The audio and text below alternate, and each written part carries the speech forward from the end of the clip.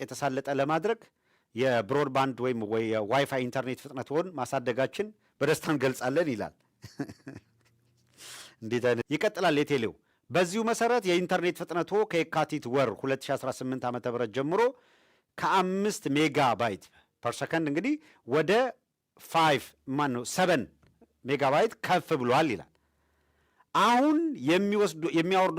የሚወዷቸውን ቪዲዮዎች ያለማቋረጥ ማየት፣ ትልልቅ ፋይሎችን በተሻለ ፍጥነት ማውረድ እና የላቀ የኢንተርኔት አገልግሎት ማግኘት ወዘተረፈ ይችላሉ።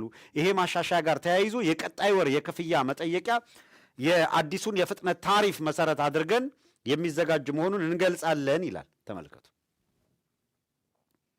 ከዛ ይሄንን ብሎ የካቲት ወር ነው እንግዲህ አሁን መጋቢት ነን ያለ ነው። ከየካቲት ጀምሮ ክፍያው ይቀየራል ብሎ የክፍያ መጠኑን ቀይሮታል። ኢንተርኔቱ መጀመሪያ ከነበረው ወርዶ ብሶበታል። ከዛ ዛሬ ቢላኩላቸው እያንዳንዳቸውን የምትከፍሉት ይሄንን ነው ትከፍላላችሁ። ያልጠየቁትን አገልግሎት ጨምሩልን አላሉ። በግድ ጨምረናል ትከፍላላችሁ ነው ያሉት። ዘገየብን፣ ማውረድ ተቸገርን፣ አፕሎድ ማድረግ ተቸገርን፣ ዳውንሎድ ማድረግ ተቸገርን አላሉም። የሚፈልግ ሰው ጠይቆ ፓኬጁን ሊገዛው ይችላል። እነሱ ግን ይህን ነው እያደረጉ ያሉት። ተመልከቱ። አሁን እዩት። ስንት ይላል እዚህ? ዳውንሎድ 3.5 አፕሎድ 4.2 ስንት ነው ያለው? እዛኛው ላይ ያሳየዋችሁ ከየካቲት ወር ጀምሮ 7 ነው የሚሆነው። አፕሎድ ኤንድ ዳውንሎድ 7 ነው የሚሆነው፣ ፈጣን ነው የሚሆነው ብለው ከነበረው 5 ወደ 3.5 ወደ 4.2 አውርደው ክፍያውን ግን በ7 አድርገውታል። እንደፈለጉ የሚጫወቱበት ህዝብ ነው። ለምን ብሎ የሚጠይቅ እንዴት ብሎ የሚጠይቅ የለም። ሲጠይቅ ማረር መቃጠል ነው። ምን ያመጣል? አሁን እንደዚህ ያሉ ሰዎችን አትጠይቁም ወይ? ማንን ነው የምንጠይቀው አሉ። ፍሬዎትን ነው የምንጠይቀው?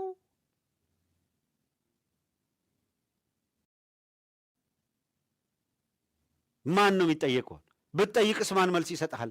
እንዲህ እየተረገጠ እንዲህ መከራውን እያየ ያለ ህዝብ ምንም የመንግስትነት ጠባይ ባህሪ የሌለው አካል ነው እንደፈለገ የሚጫወትባቸው።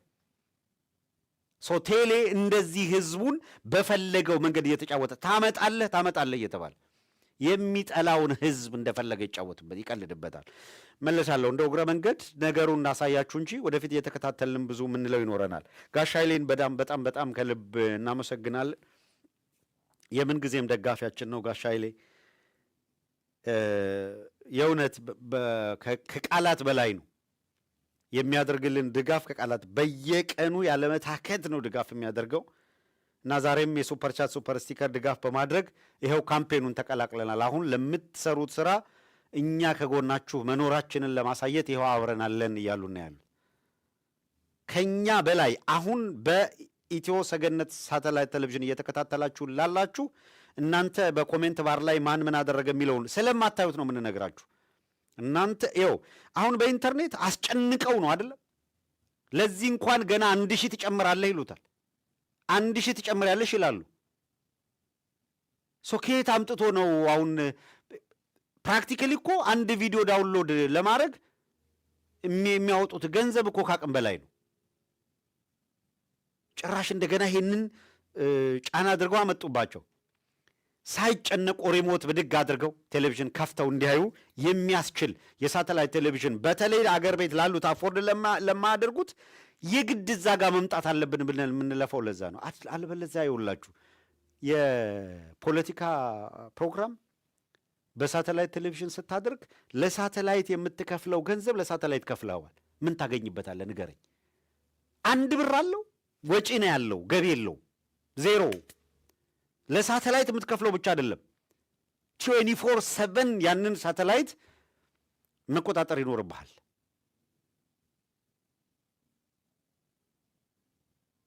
ፕሮግራሞች ትሰራለህ።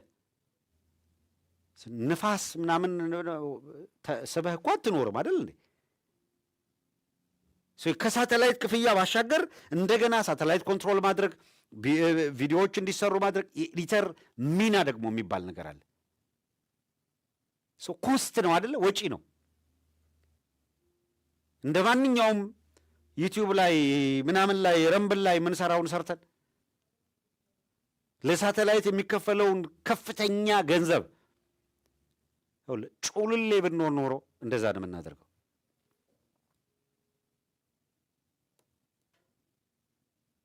የራሳቸውን እንዳዋረዱ ለገንዘብ ሕሊናቸውን እንደሚሸጡት ብንሆን ኖሮ በቆሸሸና በመልከስከስ መስመር ላይ የምንገኝ ቢሆን ኖሮ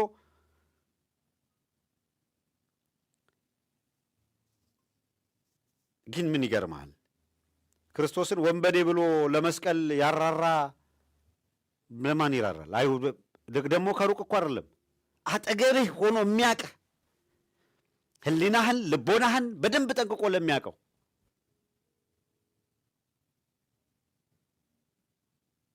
ተኝተው አያድሩም እኮ።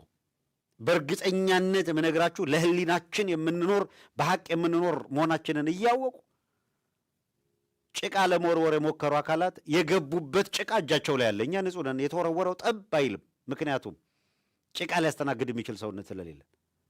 እንደ አሳማ ሰው ላይ ለመወርወር የዛቁትን ጭቃ ይዘው ጉርጥ ጉርጥ መስለው። እግዚአብሔር እኮ ሲጣላ እንደዚህ እኮ ነው። ትከሻቸው የሚከዳቸው ሸሚዝ አልቀመጥበት ብሎ ትከሻው ሹል የሆነ ልጅ አይቻል። የእግዚአብሔር ጸጋ በቃ ምንም መጥራት ሳይጠበቅብኝ ማን ነው ትከሻው ጩቤ የመሰለው ብሎ ማየት ነው።